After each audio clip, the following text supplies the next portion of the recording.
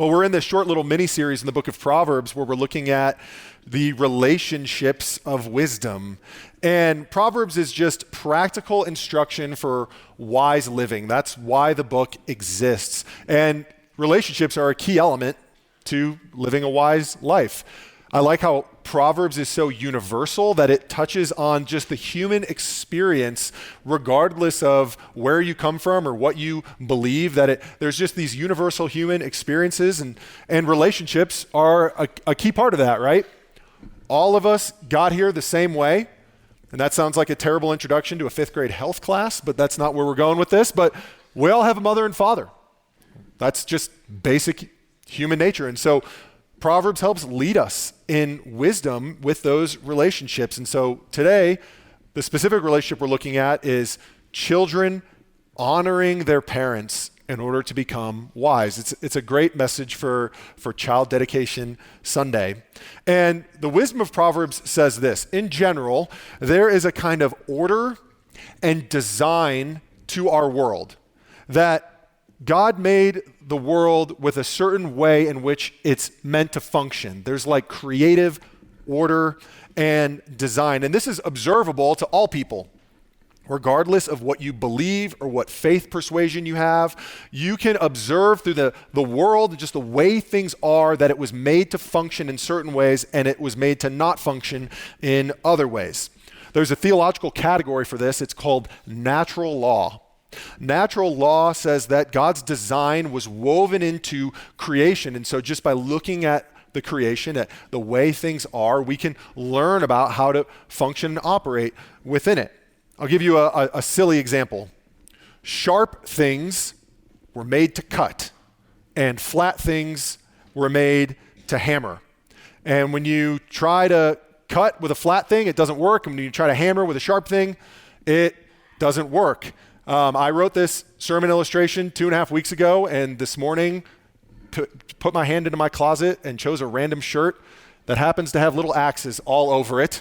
But the illustration is that an axe has two sides to it: a sharp side on one end and a flat side on the other end. Sometimes this is called a maul. I had a little maintenance job at a camp in high school, and I had a maul. I called it Darth Maul. And if you use the flat side to cut, it works. If you use the flat side to hammer, it works. If you use the sharp side to cut, it works. Now, picture in your head trying to hammer a steak with the sharp side of the axe. Or picture trying to split a big log with the flat side of the axe. It hurts in your head to picture that. That's creative design. We all know just by seeing the way things are that there's a particular function to it for how it's created to work. And when we go against that function, it just doesn't work. Now, to use that same illustration, but in relationships, we say that there's a creative order to our relationships that God made, that he designed. God is triune. God is a family. God is both at the same time one and also Father, Son, and Spirit. And so when he made humanity in his image, he made us to function and to flourish within families. He created family as the bedrock, as the building block of society. And he made parents, and he made children, and he called parents to lovingly instruct their children and to guide them in wisdom. And the function of children is to submit to their parents' instruction, and that will help them become wise. So then God's law helps take what's observable throughout creation and to make it clear to us. And so he writes this in Exodus 20:12. Honor your father and your mother, that your days may be long in the land that the Lord your God is giving you. This is from the 10 Commandments. This is the 5th commandment, and it's the only commandment that has like a little blessing or a result attached to it. Hey, when this is done well, you and society will flourish. Now, the interesting thing about the law, specifically the 10 Commandments, is this is not just like an arbitrary suggestion for people who happen to follow the 10 Commandments, who are those who read the Bible. It's like, well, there's some people who follow kind of the Judeo-Christian worldview and they read the Bible, and so this is for them. And there's other people of different faiths and different persuasions or different beliefs or different parts of the world, and they have kind of a different way that works for them. No, this is how things are, how things were made, how the world was created to function and to flourish. And so it will go better for you. It will go better for society as a whole when children honor their parents. This also aligns with natural law. This is observable throughout history. You can see it in sociology. You can see it in even our physiology, that parents' brains and bodies and children's brains and bodies will literally change through the birth process and over time to adapt and to attach to one another to help live out this commandment. So God's law just sheds light on what's observable to all people. So it says in the fifth commandment, honor your father and your mother, that your days may be long in the land that the Lord your God is giving you. The word honor is the Hebrew word kavod, which often throughout the Old Testament gets translated as the word glory. And Hebrew words are really fascinating. Hebrew words have like pictures attached to them.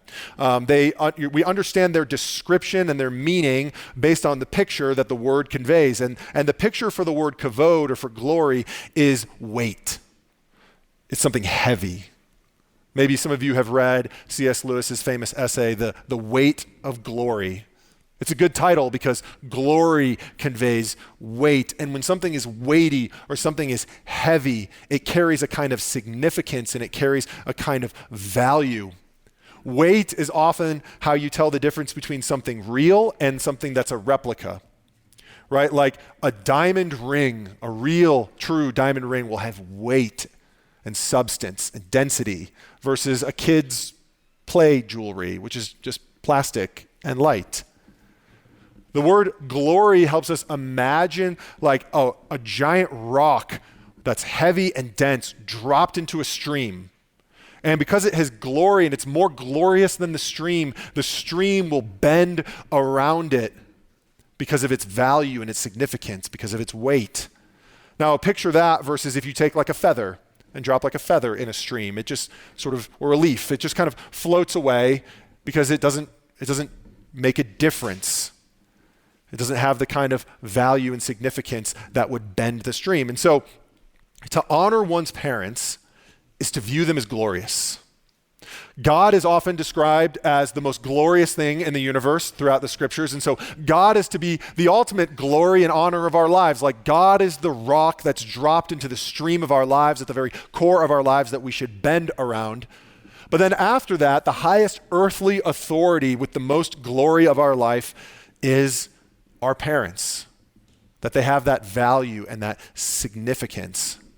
Now, I know that in this room, there are some children. There's a good handful of teenagers. We have the joy of over probably about 60 to 70 teenagers that are here at this church. About 50 of them gather on Sunday nights for our student fellowship, and it's a really sweet community, and they participate starting in 6th grade in our service every Sunday. And so I know that this message could feel particularly aimed at them, like, hey, honor your parents. And by the way, guys, I can like feel your eye rolls right now. Like I can feel them in my soul. I get them every Sunday when I teach to you, so I know. But aren't you glad there's a message for you this morning? Isn't that great? But I know the majority of us in this room are not children living under our parents' authority, or adults or parents. And what's fascinating about the command to honor parents is it applies both to young children living under their parents' household, and it actually applies to adults too. And we're going to see how that works. And so there's really two principles we can extract from what Proverbs says about honoring parents. And the first is that young children are to honor their parents through listening to their instruction and correction. Look with me at Proverbs 1:8-9, which Clara just read for us. It says, "Hear, my son, your father's instruction, and forsake not your mother's teaching, for they are a graceful garland for your head and pendants for your neck." This is saying that parents play the primary role in teaching children according to God's word. That the way it functions when children are young and they're simple and they're just learning is that their parents are the primary interpreters of who God is, what he's like, what's his will in his word, and then they are to parent in such a way that children grow up under that instruction, learning how to follow God, and that will help them become wise. And children are to see their parents' instruction not as like prohibitive or as somehow like imprisoning them, but to regard it as a graceful garland and pendants for your neck. That is a beautiful crown and a necklace that they are proud to display. These are treasured adornments. They're precious. They're valuable. Today, we have a form of these. Teenagers call them AirPods. AirPods are how teenagers want to show off the pendants of value and significance. And what will happen is they start to, at a certain age, beg their parents for AirPods and headphones. And all their other friends have them, and so parents feel the pressure cooker of providing them. And if you haven't experienced this yet, you will. So I'm just warning you about this, and you'll do what all the other parents do, and you will give in. And then your son or daughter will wear their AirPods everywhere. They'll wear them at the dinner table, much to your chagrin. They'll wear them at school and hide them under their hoodies, or girls with their hair. They'll wear them while playing basketball or hanging out with their friends when they're not even listening to anything. They'll just wear them. And this is saying that's how children are to consider their parents' instruction, like proud to wear it because it's valuable and beautiful. We get a picture of what happens when this is on kind of on the other side, the flip side of this. Proverbs 15:5. A fool despises his father's instruction, but whoever heeds reproof is prudent. A fool, according to Proverbs, is someone who does know right from wrong. They understand the difference between right and wrong, but they blatantly disregard it because ultimately they just want to do what they want to do. A fool openly lives an immoral life contrary to God's will. They're not ignorant, they're not naive, they know the difference, and yet they've chosen to live the way they want to live. And so instead of treasuring parental authority and instruction, they hate it and they disregard it. So Proverbs 15:20 says this: a wise son makes a glad father, but a foolish man despises his mother. Despise just means that you hate your parents.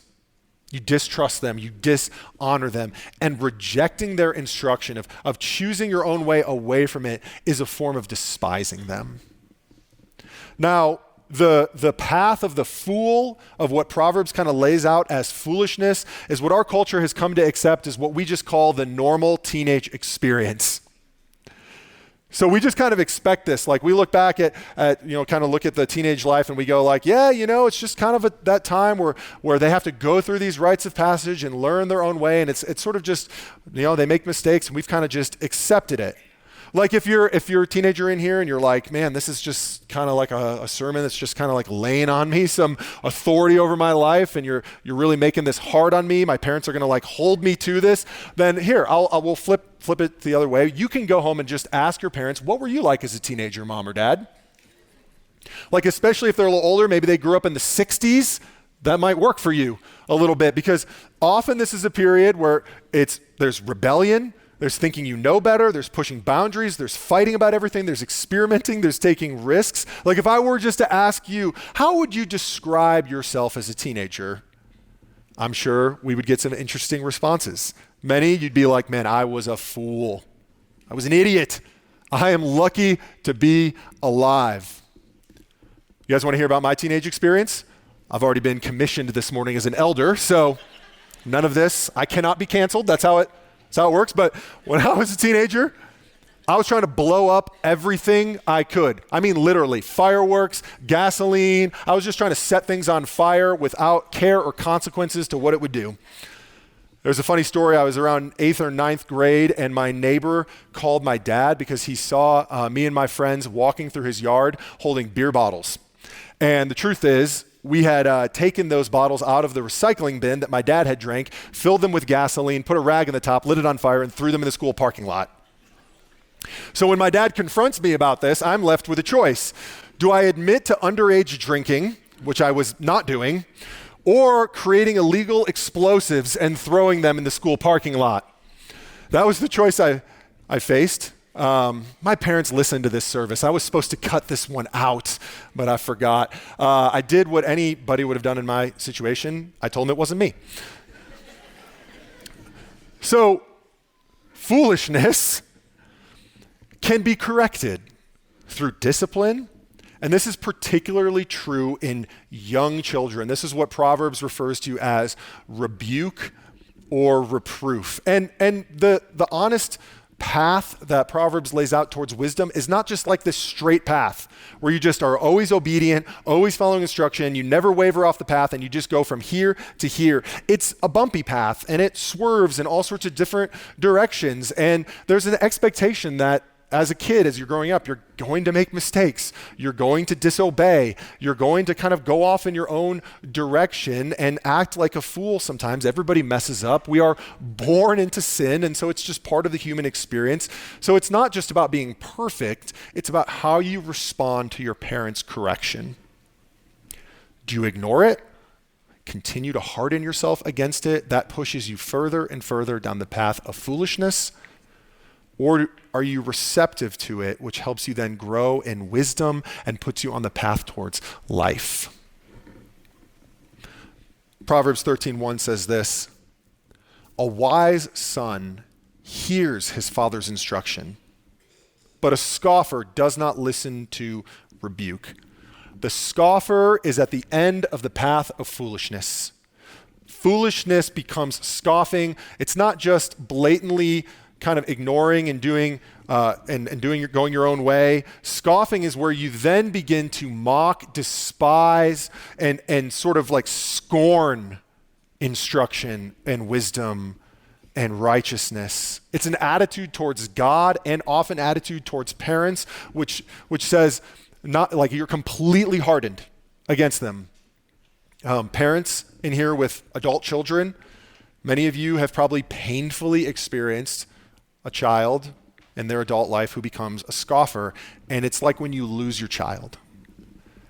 And you try to get through to them, and you try to give them words of wisdom and to bring them back on the path of life, and you can see their life just getting more and more hard and just them making terrible decisions, and yet they're just completely hardened against you, and it's painful. It's brutal. And yet on the other side, Proverbs paints, he says it doesn't have to go that way. There's a beautiful picture of where wisdom leads, and all of us should desire this. This is Proverbs 23:22 through 25. It says, "Listen to your father who gave you life. Do not despise your mother when she is old. Buy truth, do not sell it. Buy wisdom, instruction, and understanding. The father of the righteous will greatly rejoice. He who fathers a wise son will be glad in him. Let your father and mother be glad. Let her who bore you rejoice." We should all desire this. It's like a picture of celebration and joy and life, of family unity. It's like when the father of the bride at those really great weddings, you know, those weddings that we're all like, yes, not the ones where you're like, I'm here in support and we'll see how it goes. But like the ones where you're like, yes. And the father gets up there just proud, and he's like, he's not thinking about the discipline. He's not thinking about the hard days. He's not thinking about the young days of changing. He's just thinking about how well his daughter has done and that she's made a wise choice with this marriage. And it's just, everybody feels great. It's a joy. It's a celebration. And that's what's at the end of what God's design has laid out. So the first insight is that listening to instruction and correction when you are young puts you on a path of wisdom that leads to life. The second insight is that you honor parents by blessing and not cursing them. And this applies to young children in their parents' home, but it also applies to adult relationships to parents. Notice that the fifth commandment, to honor father and mother, doesn't come with a caveat that's specifically directed towards children. It doesn't say, children, honor your father and mother. It doesn't say, when you are young, honor your father and mother. It says, honor your father and mother. All that it may go well for you, that this carries on through your whole life. Proverbs 23:22, which we just read, the first verse of that, it says, listen to your father who gave you life. Do not despise your mother when she is old. You know what happens when your mother gets old? You get old too. So this is about an attitude towards your parents as they age and you age. And it says, don't despise them. Don't hate them. Proverbs 20:20 says this, if one curses his father and mother, his lamp will be put out in utter darkness. Curse is quite literally the opposite of honor. Honor or glory is a picture of something that's weighty. The word curse literally translates into something that's light. Something that's light has less value. It's not worth paying attention to. It's not valuable or significant. Remember that image of a leaf or a feather in a stream. It just kind of floats along. It doesn't make a dent. It doesn't make a difference. And so to curse is to belittle a parent's status or value. It's to treat what is heavy and weighty and glorious as light and insignificant. It's a disposition or attitude towards parents that has real consequences. Again, Proverbs 20:20, if one curses his father and mother, his lamp will be put out in utter darkness. It's like going for a hike in the wilderness at dusk without a headlamp.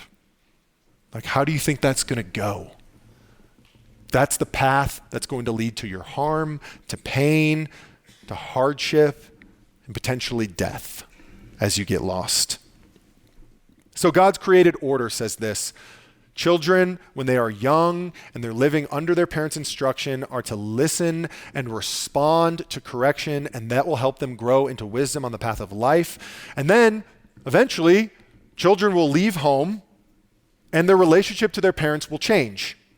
No longer are they sitting under their authority, where they are the primary instruction in their life, but there is still an obligation to them because they still hold the status and office as parent. And so you need to continue to honor them. They need to hold a significant place in your life and have a significant voice in your life. Now, if you're not already thinking this, which I imagine many of you are, I want us to consider how this rubs against the conventional wisdom of our day. We could say that we live in, or we could describe kind of one of our cultural moments as that we live in a therapeutic culture. A therapeutic culture which has trained a particular approach to adult relationships. I think like specifically millennials and young adult relationships with parents, that there's a particular approach that this has encouraged. And I want to note is, while this can be promoted like in therapy, and I know that we have like a number of therapists in this room. In fact, after the first service, a gal came up to me and she was wearing a shirt that said Jesus and therapy. And she was like, I got a little nervous at this point of the sermon. So the therapists in the room are all squirming. This can be promoted in like actual therapy. I actually find that it's more often promoted through popular books, podcasts, and social media. And it's like sort of people working this out on their own through how these ideas get disseminated into our culture. But here's how the therapeutic culture has kind of conditioned us to approach adult relationships with parents. It says this, your parents' dysfunction wounded you and distorted your sense of self. And so what you need to do is you need to recognize your childhood trauma, the unmet emotional needs that have been inflicted from your parents, and you need to do that so you can heal and you can become your own person. You need to see how their patterns of behavior from your childhood have continued actually into your current relationship with them, and so that you can recognize that and create healthy boundaries with them. And here's how you do that. Here's how you create those boundaries. You do it through assertive communication about your needs. And you get to define the terms of your relationship, not them. And this often comes with like labeling them or diagnosing them by your own sort of vision and view. And so you say, well, he's a narcissist. She has borderline personality disorder, I'm sure of it. They have unrecognized trauma. He's toxic. She's an unhealthy Enneagram 2.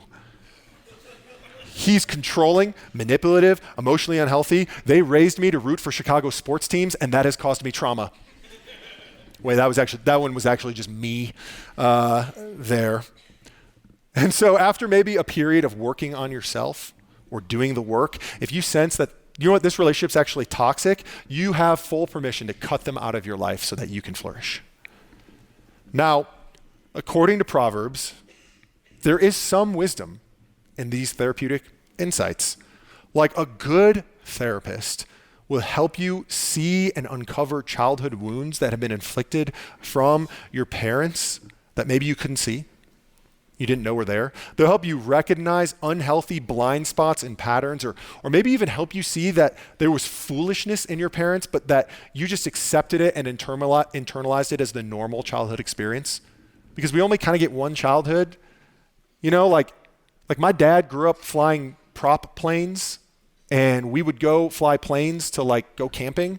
And I thought every kid did that until I took a friend on vacation and he was like, where are we going and why are we getting in that tiny little tube of metal? And I was like, this is not what your family does. So like we have this experience of thinking that like whatever we went through is like normalized, but then sometimes we need other people to point out that it's like, no, that wasn't normal. That was like foolishness. And so a good therapist will help you see that. And here's what Proverbs says. It says that parents can actually be foolish and children can actually grow up to be wiser than their parents and to leave and to see some of these things. And it involves learning independence and differentiation and seeing patterns of your parents' sin that maybe were then absorbed by you in your childhood, but then you grow to see that and to grow past it and to mature. So there's wisdom in all of that, and Proverbs would affirm that, but the wisdom of Proverbs is actually more sophisticated than the conventional kind of therapeutic culture of our day. Because at the end of the day, like conventional wisdom encourages us to curse and to blame our parents, to see them only for the trauma, only for the woundedness, and only for the unhealth that they put onto us. And so then we're given permission to distance ourselves, really, honestly, selfishly from them, because then we don't feel obligated to them. We feel free from under their authority. And you know what this is? It's actually just Western individualism masquerading as wisdom, and it's foolishness. It's like trying to split a log with the flat side of the axe. It's not going to work. So Proverbs says we must continually honor them. Proverbs 23:22, listen to your father who gave you life. Gave you life. Like, regardless of what kind of parent you had, even if you never even met them, they gave you life. And so it's asking us to shift the perspective onto what they gave you, not just the ways in which they hurt you. And this is very countercultural. And here's what I think is the most countercultural bit. This isn't a choice we're given to do based on our own evaluation of them as our parents. This is something that you do. You honor them because they are your parents, because God ordered and designed them to be that in your life, and that alone makes them worthy of receiving honor. And this actually goes back to how God created the world. And so lifelong respect, and one of the most honorable things you can do is to eventually put aside some of your own needs, put aside some of your own future and dreams when they get old and they need your help, is to show up and to care for them. What are some other ways we can honor our parents, especially in the adult relationship? Recognize the good gifts they gave you instead of just ruminating on their flaws. Avoid blaming them for your own shortcomings. Just learn to accept responsibility for your own life. Bless them and don't curse. Ask, am I doing my part to foster a healthy relationship? It probably will not always be reciprocated, but are you doing your part? Listen respectfully to their advice, even when it's terrible or super opinionated or full of crazy politics and conspiracy theories. Raise your hand. Just kidding. You don't have to take their advice, but at least listen to that. Hear them out. Don't belittle them for it. Thank them for what they've given you and take time to consider them and how you can spend time to grow that relationship. Now, again, my guess is right now, many of you are thinking, hold on, what about insert a bunch of different objections to this? I already thought ahead of you because I already put this in my notes. So what about abusive parents? Parents who abandon their kids, foolish parents, parents who hate their kids, toxic, manipulative, harmful parents, parents who continually just keep dropping the ball? What if you're like scared of having your parents around your own children? And then what about kind of our modern family and the way that families look different today? What about blended families? What about families that have been upended by experiences of tragedy? What about adoptive families? Like, each situation requires a kind of nuance and discernment. And the beauty of Proverbs is if you follow the path of wisdom into life, that you have a kind of way of approaching, not just by looking at a magic verse for every situation, but that God's Spirit meets you and makes you wise so that you can discern and you can know and you can learn how to walk into these situations. And also, you're given a community around you of wisdom by which you can grow and learn and help bounce ideas off of people and walk through really hard situations together. This is one of the reasons we have a pastoral care team here, a team of pastors and members of our church who are wise, who are caring, who are people of Proverbs, who would love to meet with you and just hear you out and to hear your situation and to pray for you and to walk with you through different unique situations with your parents. Like, I get that many of you probably did not get the ideal creative order Proverbs lays out, that there was brokenness in your family, that there was things that upset that order, that you did not get the best case scenario. And the biblical story actually helps us understand why that is. It gives us a category for understanding why that happens in parents and families. The biblical story tells us that God's good design was fractured by sin and human rebellion. And one of the main ways that manifests itself is in families. We see this in the very first children were God's children. In the Garden of Eden, God made Adam and Eve, and he was a father to them who promised to instruct them and help them grow and walk in wisdom according to his good will and his good presence with them. And yet they rejected their father's good and wise instruction. They decided they knew better than their father. Like they believed the lie that they were more glorious than God. The God who made the heavens and the earth, the creator of the universe, who made Adam from the dust of the ground and breathed life into him, who formed and officiated the first wedding of the first husband and wife. Like they walked with him, they knew his presence, and they thought to themselves, we actually might know better than him. And they made him small, and they made themselves more glorious. And that decision introduced a kind of chaos, disorder, and pain into families. And we can actually see this mirrored in child rebellion against parents. Like when children, which I have young children, this just starts very young. When they begin to rebel against their parents, that just mirrors the rebellion of sin inside every single human heart and our disposition towards God. This is mirrored in foolish parenting. When parents are foolish and they make bad decisions and give bad instruction to their kids, that's sin manifesting itself in the brokenness of family relationships. And all this really does reveal is it shows how all of us are rebellious against God. Proverbs 19:26 says this: he who does violence to his father and chases away his mother is a son who brings shame and reproach. And that verse can just be mapped onto the human disposition and attitude towards God. That our sin brings shame and reproach against the very God who gave us life. It makes him look small. It steals from his glory. It mocks and degrades the glorious King of the universe. And even in that, God lovingly instructs us as children. He gives us his word. He pursues us with wisdom. He disciplines us according to our good. And even as he does that, we harden ourselves and we continue in foolishness. And so God, as our Father and us as our rebellious children, God looks at us. He doesn't abandon us. He doesn't condemn us. He doesn't hate us. He doesn't leave us as maybe some of our earthly mothers and fathers have done.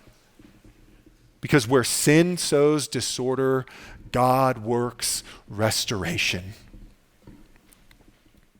God does what even the very best human parents can't do and could never do. He sends his precious son to bear the curse and the shame and the humiliation that sin wrought. And he absorbs it on the cross. And you know what it does? It kills him. Proverbs 20:20. Imagine this read in terms of Jesus. If one curses his father and mother, his lamp will be put out in utter darkness. Jesus never cursed, never disobeyed, never dishonored God, his Father, or his earthly parents. He grew wise through his obedience, his perfect obedience to God, and through his parents' instruction. In fact, do you remember on the cross, as Jesus is hanging in utter agony and suffering, one of the things he was thinking about was his mother. He looks at his mother, at Mary, and can you imagine what she's going through in that moment, watching her son? And he says, and he makes sure, and he looks at his beloved disciple John, and he says, here is your son, John, here is your mother. He was thinking about how to take care of her when he would be gone. We get the picture that Joseph, his earthly father, had passed at this point, and rather than abandon his mother, he says, go into John's house, and John ends up taking care of Mary, it says, through the end of her life. Like Jesus, while suffering the cross, was thinking about how to honor his mother. So he never disobeyed, and yet he was sent to utter darkness on our behalf. And when he goes into utter darkness, he's left alone and killed, and he takes all of our sin, humiliation, and shame with him. And yet in the darkness, Jesus was risen from the dead as a blazing light to push back all of that darkness. His resurrection conquers the power of sin that destroys and disrupts us and manifests in families. And in that, he meets our ultimate need. Our ultimate need is actually not to have a good earthly mother and father. That is a very significant need. But our ultimate need is to be reconciled to your heavenly Father. And Jesus accomplishes that for us in his death and resurrection. Galatians 4:4-7 says this. When the fullness of time had come, God sent forth his Son, born of woman, born under the law, to redeem those who were under the law, so that we might receive adoption as sons. And because you are sons, God has sent the Spirit of his Son into our hearts, crying, Abba, Father. So you are no longer a slave, but a son. And if a son, then an heir through God. You're not a slave to sin. You're freed, and you receive the eternal inheritance of God your Father and all the promises and blessing of God. 1 John 3:1 just stamps us. See what kind of love the Father has given to us, that we should be called children of God, and so we are. And so, regardless of your relationship to your parents, Jesus reconciles you back into a relationship with your Father God. You have a good, wise Father who loves you and has given everything to you and will never leave or never abandon you. And he's put you under his good and loving instruction. He's filled you with his Spirit, the very personal presence of God. It says God has sent the Spirit of his Son into our hearts, and his personal presence guides you on the path of wisdom where there is life. And so the ultimate need that we have is to be reconciled to our Father, and God has graciously supplied that in the gospel of Jesus. And yet his grace stretches even farther than that, even farther beyond our first and greatest need, and that it has the power to restore any and all broken relationships.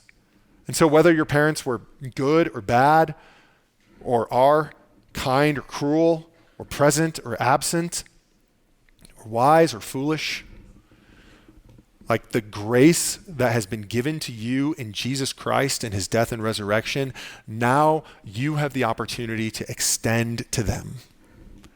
And it just starts with letting go of whatever bitterness or whatever hurt or whatever cursing or whatever pain you experience, whether it was something that you're just now you're just now like aware of from your childhood, or it's something that has happened recently, if you're holding that kind of bitterness and frustration and anger, if they're in your debt, then today's just an opportunity to forgive them and to let go of that.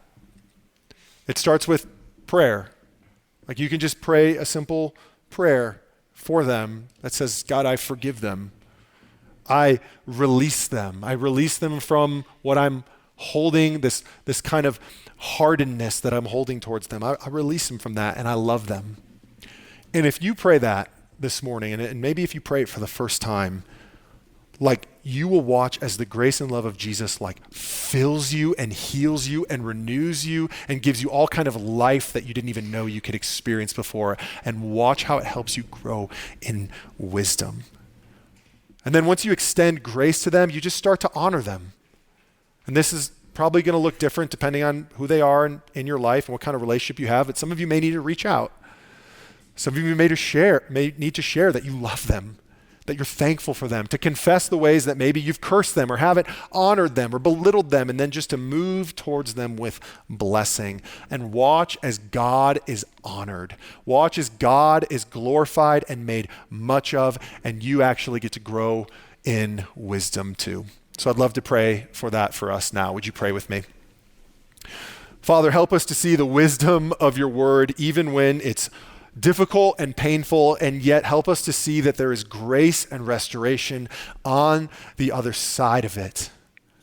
Father, help us and my friends in this room right now, if something has come to the surface where they realize maybe some of their attitudes or actions towards parents, or some of the path of foolishness, or there's cursing, or if there's just hurt and pain.